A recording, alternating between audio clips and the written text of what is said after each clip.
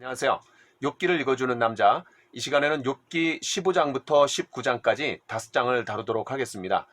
양해의 말씀을 구할 것은 지난 시간에 제가 여기다가 11장부터 15장이라고 그렇게 썼는데 실제로는 14장까지 몇 개 다루지 않았습니다. 죄송하다는 말을 드리고요. 자, 오늘 15장부터 19장까지 보겠습니다.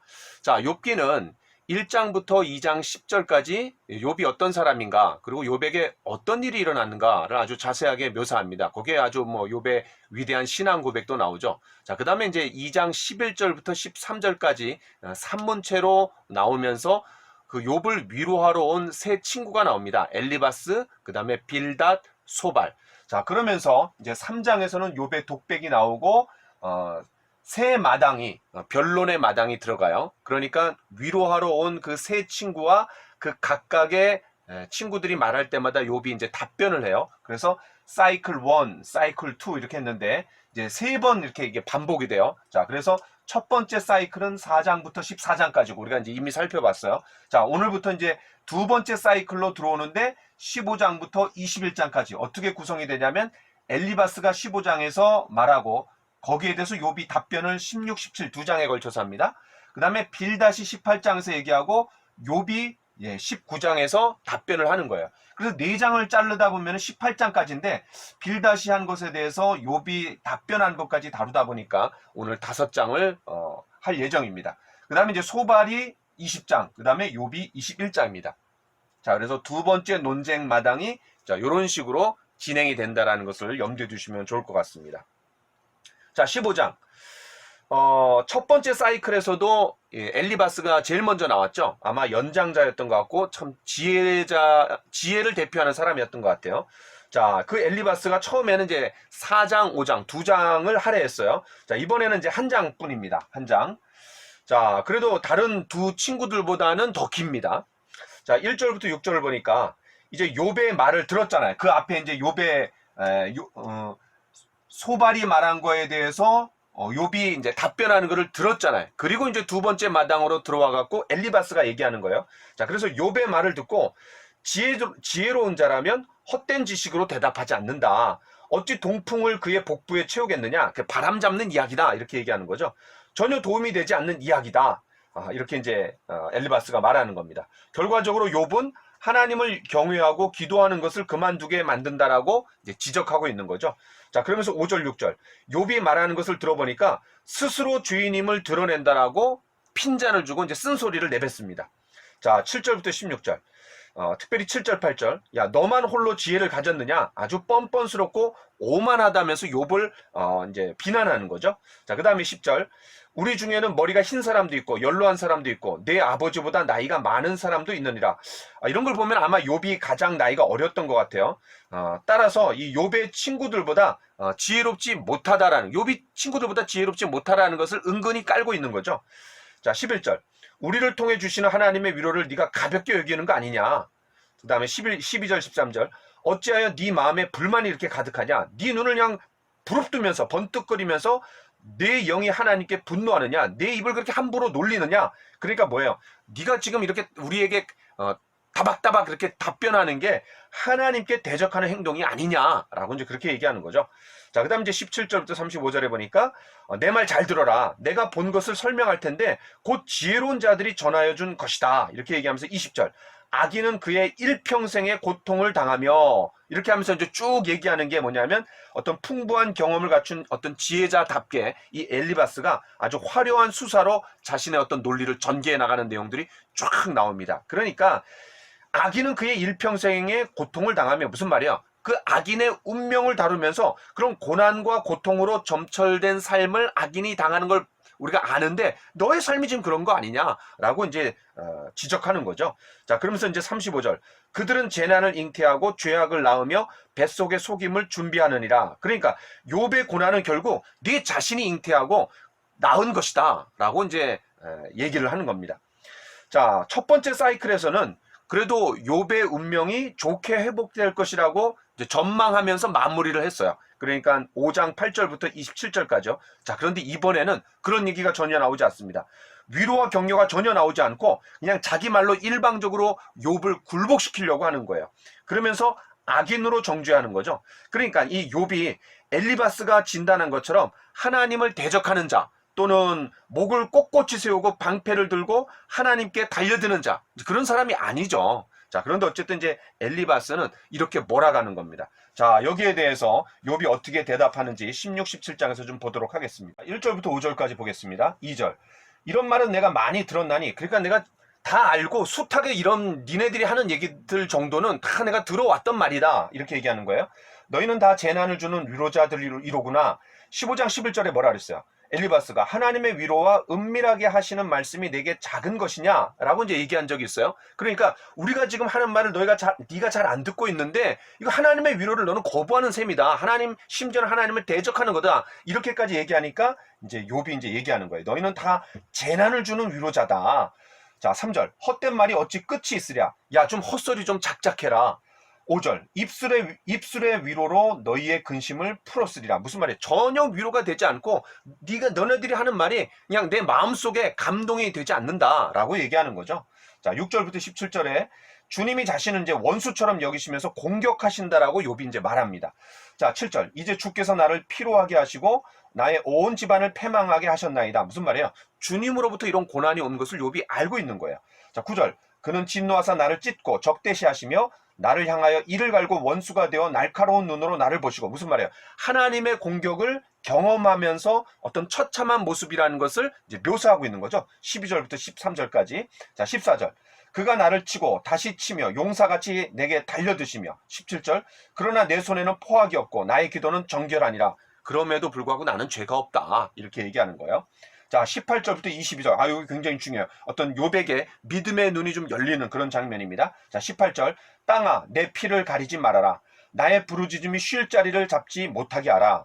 자, 이 말씀을 보면은 여러분 창세기 4장 10절에 그런 가인이 아벨을 죽였을 때 그 아벨의 피가 하늘을 향해서 울부짖는다고 했어요. 자, 성경을 한번 인용해 보겠습니다. 내 아우의 핏소리가 땅에서부터 내게 호소하느니라. 자, 이게 이제 좀 상응하는 그런 말씀이죠. 그러니까 이 욥의 선한 양심에서 외치는 그런 부르짖음이 정의가 실현될 때까지 우주에 메아리칠 거라는 것을 알고 있는 거죠. 그런 믿음이 있는 거죠. 자, 19절. 지금 나의 증인이 하늘에 계시고 나의 중보자가 높은 데 계시니라. 야, 이게 굉장한 말이에요. 그러니까 여기서 나의 중보자가 높은 데 계신다. 무슨 말이에요? 하나님이 나의 증인이시다. 나를 입증해 주실 분은 바로 하나님이시다. 그러니까 니네들이 아니라 이 욥의 유일한 소망이 하나님밖에 없다라는 것을 은연중에 여기서 이제 내포하고 있는 거죠. 그러니까 욥이 하나님을 상대로 하나님께 호소하면서 은연중에 그런 예수 그리스도 안에 있는 은혜의 복음을 예표하고 있다라고도 우리가 볼 수 있어요. 결국 이제 십자가에서 그게 증명이 되는 거죠. 십자가에서 예수님이 고난 당하세요. 그리고 죽으세요. 그러나 부활을 통해 갖고 이제 하나님이 예수님을 올바른 사람이다, 하나님의 의인이다라는 것을 이제 입증해 주시잖아요. 또 백부장도 야 진실로 하나님의 의인이다라고 이제 예수님을 그렇게 평가해 줘요. 어쨌든 십자가에서 이제 이게 다 증명이 되는 거예요. 자, 이제 16장에서 욥의 대답을 좀 봤는데 저는 이런 질문을 한번 해보고 싶어요. 욥이 너희들이 다 나에게 고난을 주는, 재난을 주는 위로자다, 또 입술의 위로자다라고 얘기한 걸 볼 때에 우리가 이제 누군가를 이렇게 위로해 준다라고 하면서 별 감동도 없이 위로가 되지 않으면서 오히려 더 그 사람들을 더 힘들게 만든 적은 없는지, 또 내가 그런 경험을 한 적은 없는지. 그러니까 나를 위로해 주는 사람들의 위로가 고난을 주는 위로, 또 입술의 위로, 또 내가 다른 사람에게 위로를 했을 때 전혀 공감하지 않고 그냥 형식적으로 그들의 있는 상황을 어떤 피상적으로 보면서 그럼 위로해주지 않았는가, 우리 자신을 한번 돌아볼 필요가 있는 것 같아요. 또 하나는 그런 위기와 어려움 속에 있는 자들을 위로하고 격려할 때 내가 어떤 것을 조심해야 되는가, 이런 엘리바스, 빌닷, 소바를 통해서 내가 좀 조심해야 될 것들을 잘 찾을 수 있으면 좋을 것 같아요. 자, 그 다음 이제 17장 연이어서 엘리바스가 한 말에 대해서 16장에서도 얘기하고 있고 이제 17장 두 장에 걸쳐서 욥이 얘기하는 겁니다. 자, 1절부터 2절. 기운이 다하여 무덤이 준비되었다라고 이제 느끼는 거죠. 뭐예요? 모든 것이 다 끝났다라고 생각하는 거죠. 죽음이 코앞에 있고 가까이 와 있다라고 욥이 느끼는 거예요. 자, 2절. 나를 조롱하는 자들이 나와 함께 있으므로. 그러니까 지금 소유를 잃었고 또 육체의 질병을 잃었어요. 그런데 주위의 사람들로 인해서 더 고통을 당하고 있는 거죠. 주위의 사람들이 누구예요? 친구들이죠. 위로자가 아니라 그냥 고통을 주는 자들이에요. 그러니까 믿음의 눈이 앞에서 좀 열렸으나 다시 현실로 돌아오면서 어떤 절망감에 사로잡히는 친구들 때문에. 자, 그 다음에 3절부터 5절을 보겠습니다. 3절, 하나님만 나의 보증이시다. 나의 손을 잡아주실 자라고 이제 호소하는 거죠. 4절, 하나님께서 친구들의 마음을 가려 분별력을 어둡게 하셨다라고 말하는 거예요. 그러니까 친구들이 나한테 위로자랍시고 얘기하는데 하나님께서 어떤 마음을 가려갖고 저들이 분별력을 이제 잃어갖고 저렇게 얘기하는구나 라고 얘기하는 거죠. 5절, 친구들이 장차 운명을 이제 속담에 빌어갖고 말합니다. 뭐라고 얘기해요? 보상을 얻으려고 친구를 비난하는 자는 그의 자손들의 눈이 멀게 되리라. 야, 그러니까 아주 그냥 따끔하게 한마디 하는 거죠. 그래서 하나님의 심판이 너희들에게 있을 거다라고 이제 얘기를 하는 거예요. 자, 6절부터 10절. 자, 6절. 그들이 내 얼굴에 침을 뱉는구나. 그러니까 굉장히 모욕과 치욕의 대상이 됐다라는 것을 표현하는 거예요. 10절. 너희는 모두 다시 올지니라. 내가 너희 중에서 지혜자를 찾을 수 없느니라. 그러니까 너희는 모두 다시 올지니라. 무슨 말이에요? 너희가 마음을 돌이켜야 될 자들이지 내가 마음을 돌이킬 자가 아니다. 한마디로 말해서 돌이켜야 할 사람들은 내가 아니라 너희다. 이렇게 얘기하는 거예요. 자, 그러면서 참된 지혜자가 이제 친구들 중에 없다. 찾아볼 수 없다라고 얘기를 합니다. 자, 그러면서 11절부터 16절까지 이제 욥의 탄식이 나오는 거죠. 바로 죽음에 가까이 있다라는 것. 그만큼 어떤 절망적인 상황에 빠져 있다라는 것을 묘사하고 있습니다. 자, 저는 이런 걸 보면서 욥이 어떤 삶의 밑바닥을 깊이 경험했기 때문에 다른 어떤 사람보다도 이 십자가를 깊이 경험할 수 있는 위치에 오른 사람이 욥이 아닌가. 실제로 이 욥기를 통해 갖고 우리가 볼 수 있는 게 뭐냐면 그런 예수님에 대한 또 십자가에 대한 그런 모습들을 가장 욥이 잘 드러내주는 하나의 예표가 아닌가. 어떤 거울이 되고 있지 않는가. 그렇게 생각이 됩니다. 왜냐하면 이 고난의 극치가 십자가잖아요. 그래서 욥기를 통해서 우리가 이제 십자가를 깊이 조명할 수 있다라고도 볼 수 있습니다. 자, 이렇게 16, 17장에서 엘리바스가 한 말에 대해서 이제 욥이 답변을 했습니다. 자, 그 다음 순서 누구예요? 빌닷입니다. 자, 빌닷이 18장에서 어떻게 얘기하는지 보겠습니다. 자, 빌닷의 두 번째 말이죠. 자, 1절부터 4절에 보니까 2절. 너희가 어느 때에 가서 말의 끝을 맺겠느냐? 그러니까 이 빌닷 입장에서 엘리바스와 욥이 하는 얘기를 들으니까 언제까지 말장난할 거야? 라고 이제 핀잔을 또 주는 거예요. 그러니까 서로 뭐 욥도 그냥 막 얘기하는 거고, 그 다음에 이제 이 친구들도 이제 막 그냥 얘기하는 거예요. 자, 3절. 어찌하여 우리를 짐승으로 여기며 부정하게 보느냐? 그러니까 짐승처럼 여기고 있다라고 또 어리석게 보느냐고 이제 욥을 또 몰아세우는 거예요. 왜냐하면 이제 12장 7절에 이제 모든 짐승에게 물어보라. 그것들이 내게 가르치리라. 라고 이제 욥이 한 말을 가지고 이제 이 빌닷이 하는 거예요. 자, 그 다음에 이제 5절부터 21절에 보니까 5절. 악인의 빛은 꺼지고, 자, 그러면서 이제 악인의 운명을 아주 자세하게 묘사합니다. 그런데 여기서 우리가 좀 주목해서 봐야 될 건 뭐냐면 마치 지옥을 묘사하는 것 같아요. 자, 악인의 운명에 대해서 다양한 상징을 제시하는데요. 특별히 그 5절, 6절에서는 아주 빛이 없는 깜깜한 상태를 얘기하고, 그 다음에 7절부터 11절에 보면은 이 발이라는 이미지를 가지고 얘기해요. 근데 그 발에 올무가 걸렸다라는 거예요. 발이 그물에 빠지고 올가미에 걸려들고 덫에 치이고, 그러니까 발이 계속해서 올무에 걸렸다라는 거고, 그 다음에 12절부터 14절에 보니까 기근과 재앙과 질병, 죽음, 심지어 이제 공포스러운 왕들에게 사로잡혀갔다라는 거죠. 자, 그 다음에 15절부터 16절에 보니까 유황이 그의 초소에 뿌려지고 밑으로 뿌리가 마르고 위로는 가지가 시들고. 야, 이 유황이라는 거는 이제 지옥과 연관해서 얘기할 때 쓰는 표현이거든요. 자, 그 다음에 이제 17절부터 20절에 보니까 어느 누구도 기념하지 않고 후손도 없게 멸망당할 거다. 야, 그러니까 마치 이렇게 말하는 것을 보니까 뭘 우리가 생각할 수 있죠? 자네는 지옥으로 가고 있네 라고 빌닷이 얘기하는 거나 다름이 없는 것 같아요. 분위기가. 그러니까 완전히 저주를 퍼붓는 거죠. 이건 위로가 아니에요. 그냥 질책하고 비난하고 저주를 때리는 거예요. 자, 초질관, 이 친구들이 인과응보 사상에 목숨을 걸었기 때문에 계속해서 이 욥하고 평행선을 긋는 거죠. 욥이 하는 말에 대해서 조금 귀담아 듣고 자신의 생각을 어떤 바꾸는 게 아니라 그냥 인과응보적인 어떤 체계 속에서 계속해서 욥과 평행선을 긋고 있어요. 그러니까 고난의 원인을 다양하게 봐야 돼요. 물론 자기가 잘못해갖고 고난이 오는 게 1차적인 겁니다. 자, 그런데 하나님이 주실 수도 있고요. 또 마귀가 줄 수도 있는 거예요. 그걸 보여주는 게 욥기잖아요. 그래서 고난의 원인을 다양하게 봐야 하는데 그런 인과응보적인 사고에 꽉 닫혀 있다 보니까 섣부르게 속단하고 판단하는 거죠. 더 나아가서 악인으로 규정할 뿐만 아니라 심지어는 저주까지 퍼붓고 있는 이런 빌닷의 모습을 우리가 좀 볼 수 있습니다. 자, 이 욥기가 예수님에 대해서 많은 부분을 이제 예표하고 있다라고 이제 제가 누누이 간간히 이렇게 이제 설명을 드렸는데, 바로 십자가에 달리신 예수님이 지옥을 경험하시잖아요. 무슨 말이냐면 어떤 흑암이 3시간 동안 이제 가득합니다. 9시에 달리셔갖고 오후 3시에 돌아가셨는데 12시부터 돌아가시는 그 3시까지 흑암이 깊음이 있었어요. 이 흑암이 뭐를 얘기해 주느냐? 이 5절, 6절에서 어떤 지옥을 묘사하는 것처럼 빌다시 얘기하는 걸 우리가 생각해 볼 때, 이 흑암이 이 지옥을 경험하고 계신 예수님을 묘사하고 있는 게 아니냐. 또 그 다음에 두 번째는 그런 죄인들이 받아야 할 형벌을 대신 담당하시잖아요. 예수님이. 그렇죠? 그 다음에 자신과 아버지의 관계가 완전히 끊어지는 상태 속으로 끌려 들어가십니다. 엘리 엘리 라마 사박다니, 하나님 하나님 어찌하여 나를 버리시나이까. 그러니까 예수님이 평소에 하나님 아버지인데 하나님이라고 부르신 적이 없어요. 십자가에서 엘리 엘리 라마 사박다니라고 부르시는 그때만 하나님이라고 부르는 거예요. 그러니까 지금까지 한 번도 아버지와 끊어진 적이 없는 그런 영원한 관계가 그 순간만큼 죄를 다 뒤집어 쓰고 모든 인간들의 죄를 다 뒤집어 쓰는 그 죄짐을 다 뒤집어 쓰는 그 순간만큼은 하나님께서 쇳덩어리로 보시는 거죠. 그러니까 하나님과 관계가, 그런 교제가 끊어지는 그 아픔을 경험하는 순간이 바로 십자가의 고난의 순간이라는 것을 우리가 좀 알 수 있죠. 또 사람들 앞에서 치욕을 당하시고 또 이 세상과 분리되시고, 이런 모습들을 볼 때 어떤 그 욥기가 그런 예수님, 특별히 십자가에 달리신 예수님을 잘 묘사하고 있는 것이 아닌가. 그리고 그 십자가에 달리신 예수님이 지옥을 실제로 경험하고 계신 것을 잘 보여주고 있지 않은가, 이렇게 또 생각해 볼 수 있어요.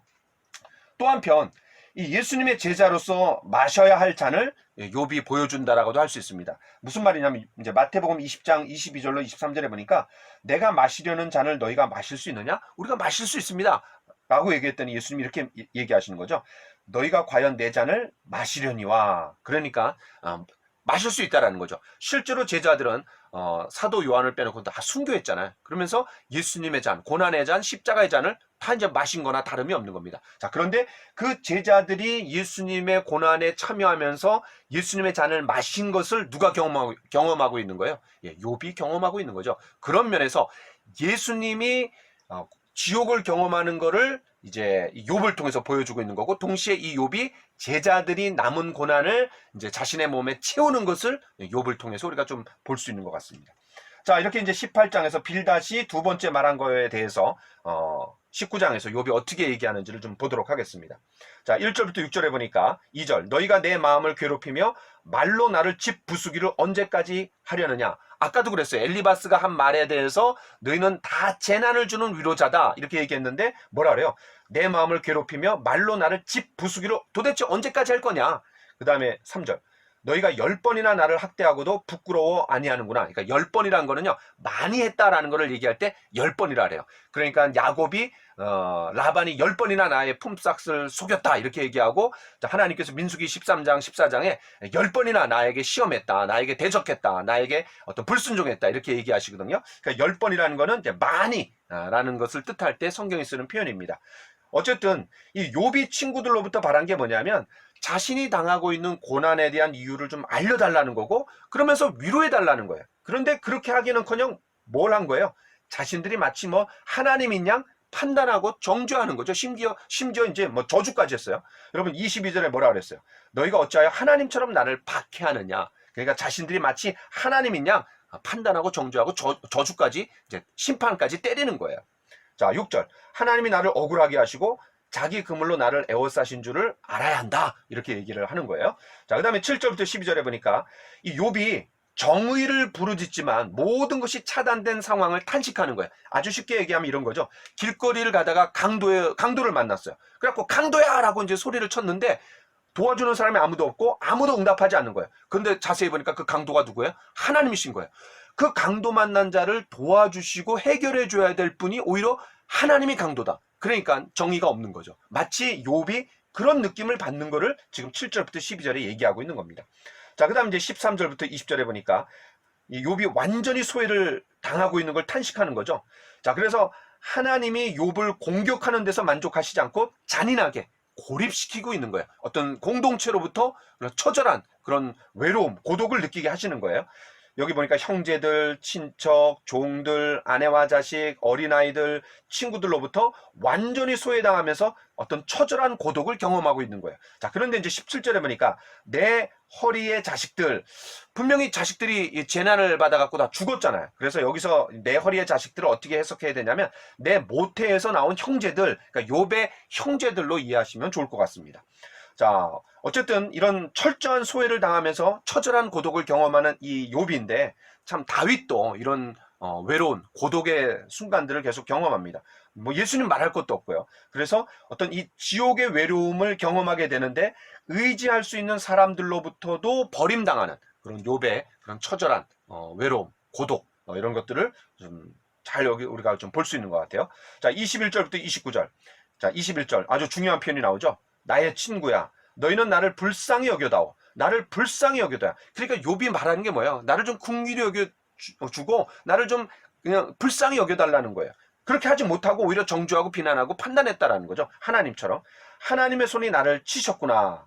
자, 그런데 여기서 이제 하나님의 손이 자신을 쳐갖고 이렇게 됐다고 얘기했는데 실제로는 하나님의 손이 아니라 사탄의 손이죠. 왜냐하면 욥기 2장 6절에 보니까 여호와께서 사탄에게 이르시되 내가 그를 네 손에 맡기노라. 다만 그의 생명은 해하지 말라. 이렇게 얘기하면서 사탄의 손에 맡긴 거거든요. 그러니까 하나님이 허용하시는 범위 속에서 사탄이 지금 이 욥을 다루고 있는 거지 하나님의 손이 치는 거는 아니라는 겁니다. 자, 어쨌든 이 욥의 상황을 불쌍히 여기기보다는 이 욥이 당하는 고난을 이제 정당화하려고 이제 노력하고 있는 친구들에 대해서 이제 이렇게 호소하는 거예요. 자, 22절. 너희가 어찌하여 하나님처럼 나를 박해하느냐. 응? 하나님 편에서 하나님을 옹호한다라고 했지만 결과적으로는 거짓된 하나님의 상을 만들어 갖고 자신들이 하나님이 된 것처럼 욥을 비난하고 정죄하는 거죠.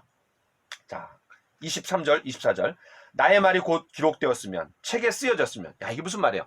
그러니까 사후에라도 자신의 무고함이 이런 다 입증되기를 바란다라는 거예요. 또 25절. 내가 알기에는 나의 대속자가 살아계시니 마침내 그가 땅 위에 서실 것이라. 야, 굉장한 표현이에요. 그래서 대속자라는 말은 고엘. 여러분, 그 룻기에 나오는 고엘. 예, 기업물을 짜죠. 그러니까 나오미의 집안의 땅이 팔렸는데 그거를 다시 되사주는 사람이 누구예요? 예, 보아스죠. 이 보아스가 이제 고엘이죠. 자, 그런 면에서 신약 성경으로 오면은 이 대속자, 구속자, 우리의 고엘이 누구예요? 예, 예수님이죠. 자, 그래서 나의 대속자가 살아계시니 마침내 그가 땅 위에 서실 것이라. 그러니까 자신의 고엘이 언젠가 자신을 신원해 주기를 바라는 거죠. 그러니까 여기서 어렴풋하게 예수님을 드러내고 있는 거예요. 어떤 막다른 골목에서 자신을 구해줄 구속자를 찾고 있으면서 대속자라는 표현을 썼는데 이게 이제 신약 성경으로 얘기하면 예수님인 거잖아요. 자, 그러면서 이제 28절, 29절 친구들에 대한 경고를 합니다. 자, 28절 너희가 만일 이르기를 우리가 그를 어떻게 칠까 하며 일의 뿌리가 그에게 있다 할진대. 그러니까 고난의 원인이 욥에게 있기 때문에 우리가 그를 어떻게 칠까? 친구들이 이제 그냥 자꾸 치려고 노력하는 거죠. 거기에 대해서 하나님께서 반드시 너희들 심판하실 거다. 그러면서 친구들에 대한 경고를 내리는 거예요. 마치 사냥꾼인 양 또 욥을 공격해서 회개하도록 이제 만들려고 했던 그 친구들에 대한 경고를 때리고 있습니다. 자, 25절에 내가 알기에는 나의 대속자가 살아계시니 마침내 그가 땅 위에 서실 것이라. 이제 고엘에 대해서 얘기했는데 제가 이제 한 가지만 더 얘기하겠습니다. 여러분, 유명한 그런 메시아 오라토리오를 쓴 사람이 누구예요? 이제 핸델이죠. 그 핸델의 메시아에 보면은 예수님을 그리스도께서 죽은 자 가운데서 다시 살아나사 부활에 대해서 얘기합니다. 그래서 고린도전서 15장 20절 그리스도께서 죽은 자 가운데서 다시 살아나사 잠자는 자들의 첫 열매가 되셨도다. 거기에 이 부분을 인용하거든요. 그리스도께서 죽은 자 가운데서 다시 살아나사. 그런데 놀라운 거는요. 그 가사에 예수님의 부활을 얘기하는 그 가사에 욥기 19장 25절 26절을 나란히 배치했다라는 거예요. 자, 그러니까 이 구약 성경의 부활에 대해서 얘기하는 부분이 참 찾기가 쉽지 않은데 바로 욥기 19장 25절 26절에서 그런 하나님이 이 부활을 통해서 예수님이 이 땅에 사셨고 또 십자가에 달리셨고 죽으셨고 이 죽으셨다라는 거는 하나님의 어떤 저주를 받은 자다. 왜냐하면 신명기 21장에 보면 나무에 달린 자마다 다 저주를 받았다 그랬는데 예수님이 십자가에 달리셨고 죽으셨어요. 그 표면적으로는 하나님의 저주를 받은 자고 죄인이다 이렇게 판명이 난 것 같은데 부활을 통해 갖고 바로 예수님의 삶이 옳았다라는 것을 의인이다라는 것을, 자기 죄 때문에 죽은 것이 아니라 다른 사람들의 죄값을 대신해서 죽으신 의인이라는 것을 입증해 주셨던 것처럼 부활을 통해서 바로 이 욥기 19장 25절 26절을 통해서 이런 부활에 대한 그런 사상이 구약 성경에 잘 나타나고 있다. 그거를 메시아에서 알고 딱 인용을 했다. 예수님과 연관해 갖고 딱 나란히 배치했다. 이거를 좀 염두에 두신다라면 좀 여러분 좋은 부활에 대해서 좋은 구절을 알고 계시는 거라고 할 수 있습니다. 자, 25절 26절 제가 한번 읽으면서 마무리하도록 하겠습니다. 내가 알기에는 나의 대속자가 살아계시니 마침내 그가 땅 위에 서실 것이라. 내 가죽이 벗김을 당한 뒤에도 내가 육체 밖에서 하나님을 보리라. 예, 감사합니다. 수고하셨습니다.